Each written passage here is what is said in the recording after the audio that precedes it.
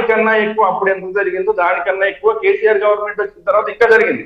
అంటే ఏంటి, నేను చెప్తున్నది మొదటి నుంచి చెప్తున్నది ఏంటంటే చంద్రబాబు నాయుడు గారు ఒక విజన్ తీసుకొచ్చాడు, దానికి ఏదో స్టార్ట్ చేశాడు, దాన్ని రాజశేఖర్ రెడ్డి గారు కంటిన్యూ చేసి దాన్ని ముందుకు తీసుకెళ్లాడు, ఇంకా బాగా చేశాడు. ఆ బాగా చేసిన దాని మీద ఇప్పుడు కేసీఆర్ గారు వచ్చి దాని మీద ఇంకా 4 అంతస్తులు పైన పెంచాడు. ఇప్పుడు మరి రేవంత్ రెడ్డి గారు ఏం చేస్తారో చూడాలి మరి రేవంత్ రెడ్డి గారి ప్రభుత్వంలో. రైట్, మళ్ళీ వస్తాను మీ దగ్గరికి.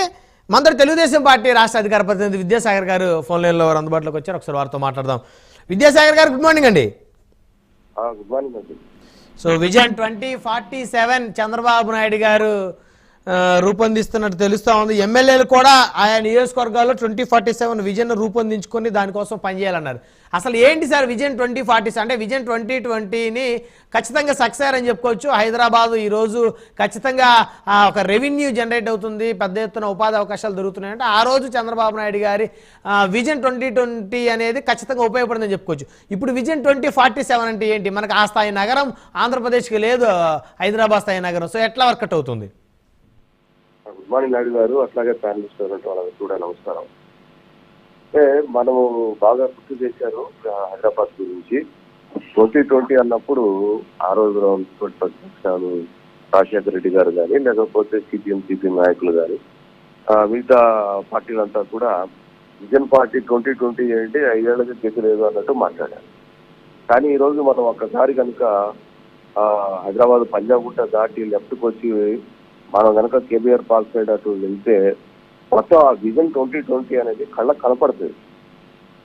ఆ కళ్ళకు కనపడే నగరమే ఈరోజు మొత్తం ప్రపంచంలోనే ఒక ఉన్నతమైన నగరాల్లో ఒక ఎంప్లాయ్మెంట్ జనరేషన్లో లేదు మనీ జనరేషన్లో ఆ 2020లో ఏర్పడినటువంటి నగరం ఈరోజు ప్రపంచాన్ని ఒక స్థాయిలో శాసించే పరిస్థితి ఉంది. అది మన కళ్ళ ముందు కనపడుతుంది. ఇది కూడా ఆఫ్టర్ తెలంగాణ బైఫర్కేషన్ 2047 అంటే ఆ రోజు అమరావతి ఏదైతే 10 సంవత్సరాల ముందు మాట్లాడారో ఆ 2047లో అమరావతితో పాటు మిగతా రాష్ట్రం మొత్తం అంతా కూడా లాజిస్టికల్ గా హబ్గా లేదు జియోగ్రాఫికల్ గా ఉన్న అవకాశాలు ఎక్కడైతే రాష్ట్రం ఈ చివరి నుంచి ఆ చివరి వరకు ఉన్నటువంటి అవకాశాల మీద రాష్ట్రం మొత్తం అంతా కూడా సమగ్రాభివృద్ధి జరగాల. ఇది విజన్ 2047.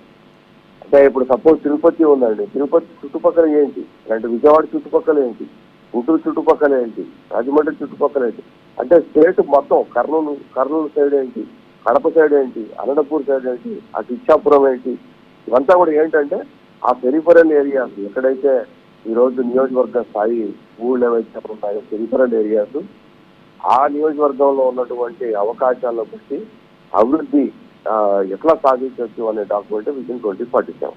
ఇది నెంబర్ 1. ఇదే వాట్ ఈస్ 2047 అంటే. నెంబర్ 2 అంటే నిన్న చాలా క్లియర్ గా చెప్పారు, పీపీపీ ద్వారానే సంపద సృష్టి పెరిగింది, దాంతో సమాజంలో డబ్బులు పెరిగాయి, ప్రజల డబ్బులు పెరిగాయి.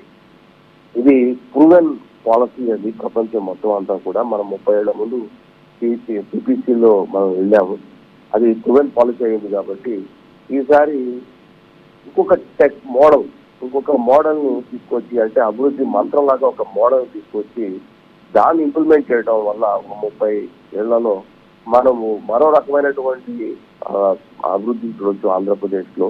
మన భావితరాలకు భవిష్యత్ తరాలకు మనం ఒక అందమైనటువంటి ప్రపంచాన్ని ఒక మంచి ఆంధ్రప్రదేశ్ ని ఇవ్వచ్చు.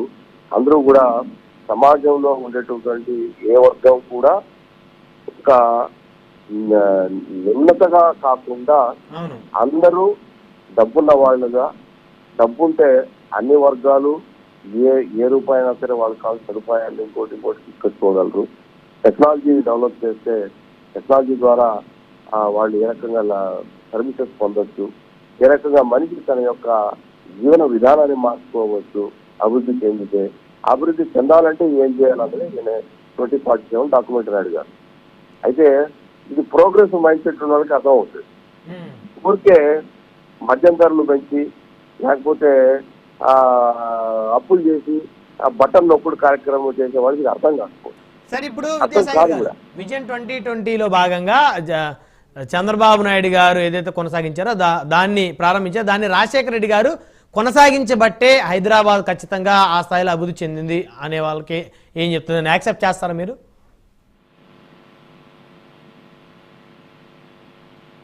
అవునండి, కరెక్టే. ఇప్పుడు రాజశేఖర రెడ్డి ఆ రోజు కొనసాగించారు. ఇతను రాజశేఖర రెడ్డి వ్యక్తిత్వం కాదు కదా, రాజశేఖర రెడ్డికి భిన్నమైనటువంటి వ్యక్తిత్వం కలిగినటువంటి మనిషి కదా ప్రతిపక్షంలో నేత. ఆయన కొనసాగిస్తారనో అనే నమ్మకం 0.1% ఎవరికి లేదు.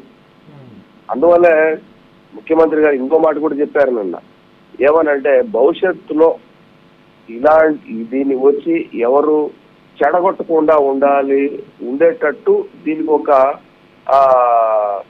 లీగాలిటీ తీసుకొని వస్తాను నేను అని చెప్పేసి కూడా అన్నారు. దాన్ని జగన్ దృష్టిలో పెట్టుకొని అన్నారు ఆయన. భవిష్యత్ తరాల్లో అది కూడా వెరీ క్లియర్. భవిష్యత్ తరాల్లో ఒకవేళ ఆయన లేకపోయినా సరే ఆయన అనుకున్న అలా ఏదైతే ఉందో ఆంధ్రప్రదేశ్ ప్రజల యొక్క సాధికారత ఏ రకంగా ఉండాలి, ప్రభుత్వం ఉన్నా లేకపోయినా, ఆయన వయసు ఇప్పుడు 74-75 సంవత్సరాలు నాయుడు గారు. విజన్ 2047 అనేది ఇంకొక ఆల్మోస్ట్ మనకి 23 ఏళ్ళు ఉందండి. అర్థం చేసుకోండి, ఎవరి కోసం చేసింటాడు ఆయన? ఏమో 40 యువకుడా? కాదు కదా. 2047 అంటే ఆ టైం 2047 అంటే నెక్స్ట్ జనరేషన్. ఇప్పుడు మా లాంటి వాళ్ళు అందరూ తయారైంది ఆయన జనరేషన్ లోనే కదా, తయారైంది ఆయన జనరేషన్ లోనే కదా. అంటే ఇప్పుడు ఒక తరం వెళ్ళిపోయింది. ఈ ఆంధ్రప్రదేశ్ విభజన ద్వారా ఒక తరం నష్టపోయింది. అది ఎవరికి నష్టపోయి చావటం లేదు, అదే సమస్య. ఏ రకంగా నష్టపోయిందంటే అన్ని రకాలుగా నష్టపోయింది. కుటుంబాలు అన్ని రకాలుగా సర్వనాశనం ఈ 10 ఏళ్లలో. రాష్ట్ర విభజన ఒక కారణం అయితే జగన్మోహన్ రెడ్డి పరిపాలన ఒకటువంటి కారణం. ఇక్కడ నుండి ఆ 2047 అన్నది డిస్టర్బ్ అవ్వకుండా దానికి లీగాలిటీ తీసుకొచ్చి డెవలప్ అయ్యేటట్టు చేయడం ద్వారా ఏమవుతుందంటే, హైదరాబాద్ లో ఎవరు డిస్టర్బ్ చేయలేదు కాబట్టి, కేసీఆర్ డిస్టర్బ్ చేయలేదు. కేటీఆర్ 100 సార్లు చెప్పుకుంటాడు, దీనికి కారణం చంద్రబాబు నాయుడే. అవును, అసెంబ్లీలో చెప్పారు, తెలంగాణ అసెంబ్లీలో కూడా అనేక సందర్భాలు చెప్పారు ఆయన. చెప్పాడు. ఆ బ్రాడర్ వ్యక్తిత్వం లేనటువంటి వ్యక్తి ఇక్కడ ఉన్నటువంటి ఒక పార్టీకి అధ్యక్షుడిగా ఉన్నప్పుడు దాన్ని దృష్టిలో పెట్టుకుని ఇలాంటి వ్యక్తి వస్తాడని బహుశా ఈ రోజు కళ్ళ ఊహించుకుంటారు ఎవరు, ఏ పొలిటికల్ పార్టీ. ఈ రోజు మనకు కనపడ్డాడు జగన్మోహన్ రెడ్డి రూపంలో, అది కనపడింది. కాబట్టి దీన్ని కూడా దృష్టిలో పెట్టుకొని దానికి లీగాలిటీ, రేపు పొద్దున కోర్టులకు వెళ్తే కూడా ఆ లీగాలిటీ మీద క్వశ్చన్ మార్క్ వచ్చి లేదు జరగాల్సిందే అనే చెప్పేటట్టు లీగాలిటీని తీసుకొని వస్తామని అన్నారు. అది కూడా దీన్ని భవిష్యత్తును ఉద్దేశించే. అంటే 2047కు ఆంధ్రప్రదేశ్ లో జీవించే కులాలకు, మతాలకు, వర్ణాలకు, ప్రాంతాలకు, భాష యాసలకు ఎవరికి ఏ తారతమ్యం లేకుండా వచ్చే ఫలాలు అందరికీ అందేటట్టు, డౌన్ స్ట్రీమ్ పీపుల్ కూడా అందాలి. That is the target. Upper layer to down layer, down layer poor to rich అని కూడా చెప్పారు కదా. Poor to rich, that is the concept. Vision 24/7 ఎవరైతే అర్థం చేసుకుంటారో డాక్యుమెంట్ మేబీ 1 or 2 days లో బయటకు వచ్చే అవకాశం ఉందనుకుంటాను. ఆ డాక్యుమెంట్ అర్థం చేసుకుంటే అది చదువుకున్న వాళ్ళకి, ఈవెన్ చదువు లేని కూడా అర్థం చేసుకోవచ్చండి, పెద్ద ఇష్యూ కాదు. నేను చిన్న ఎగ్జాంపుల్ చెప్పి ముగిస్తాను. 2000 విజన్ 2020 అన్నప్పుడు ఈ ఔటర్ రింగ్ రోడ్డు తీసుకొచ్చినప్పుడు, లేకపోతే అక్కడ శంషాబాద్ ఎయిర్పోర్ట్ లో ప్రపోజ్ చేసి ల్యాండ్ అక్వైజేషన్ చేసినప్పుడు, ఇదంతా కూడా అప్పుడు 1:3 రేషియోలో డబ్బులు ఇచ్చే పాలసీ లేదు. అప్పుడు సెంట్రల్ గవర్నమెంట్ పెట్టలేదు land acquisition act 2013 land acquisition act. అప్పట్లో ఆ చుట్టుపక్కల అందరికీ మంచి డబ్బు వచ్చింది, చాలా విపరీతమైన డబ్బు వచ్చింది. ఆ డబ్బుతో ఆ చుట్టుపక్కల ఉన్న మొత్తం అంతా కూడా అమ్మేసిన తర్వాత ఆ లైఫ్ ను బాగా ఎంజాయ్ చేశారు, చాలా ఎంజాయ్ చేశారు. అప్పుడు మేము అక్కడ హైదరాబాద్ లో ఉన్నాం, మాకు తెలుసు, మనం చూసాం. ఎవరైతే లక్షలు సంపాదించుకున్నారో ల్యాండ్ అక్విజిషన్ ద్వారా ప్రభుత్వం దగ్గర ఈ డబ్బులు తీసుకున్నారు, ఒక 2 సంవత్సరాలు తిరగమునిపే ఏ బార్లో చూసినా ల్యాండ్ అక్విజిషన్ లో భూమి కొట్టుకున్న పని చేస్తూ కనపడ్డారు. ఆ డబ్బుతో కార్లు కొన్నవాళ్ళు కార్లు అమ్ముకున్నారు, బిల్డింగ్ అమ్ముకున్నారు, తిరిగి తర్వాత మొత్తం పోగొట్టుకున్నారు, మొత్తం డబ్బు పోగొట్టేసి బార్లలో చిన్న చిన్న పనులు చేస్తూ మిగిలిపోయారు. అది కూడా చంద్రబాబు నాయుడు గారి దృష్టిలో వచ్చే ఇప్పుడు 1:3 ల్యాండ్ అక్విజిషన్, ల్యాండ్ పూలింగ్ తర్వాత డిఫరెంట్ స్టోరీ. కానీ ఏదైతే అభివృద్ధి కార్యక్రమం భాగంగా ల్యాండ్ ఏదైతే సేకరిస్తామో వాళ్ళ జీవితం మొత్తం అంతా కూడా చెడిపోకూడదు. వాళ్ళు కూడా వాళ్ళు కూడా అభివృద్ధిలో భాగం, వాళ్ళ భూమి ఇవ్వతే అభివృద్ధి జరిగేది కాదు కదా ఏ ప్రభుత్వంలో కూడా. దాని దృష్టిలో పెట్టుకొని కూడా పాలసీ మేకింగ్ జరుగుతుంది. రైట్. ధన్యవాదాలు విద్యాసాగర్ గారు ఫోన్ లైన్ అందుబాటులోకి వచ్చేందుకు. మరి ఇది రమేష్ గారు పూర్ టు రిచ్ ఆ ఎపిసోడ్ కూడా చంద్రబాబు గారు ఎన్నికల ముందు కూడా చెప్పారు. మేనిఫెస్టోలు కూడా పూర్ టు రిచ్ అంటే ప్రతి ఒక్కరిని కూడా ఖచ్చితంగా ధనవంతులు చేసేటువంటి బాధ్యత తమ కాలం మీద తాము నిలబడే ఉంటారు.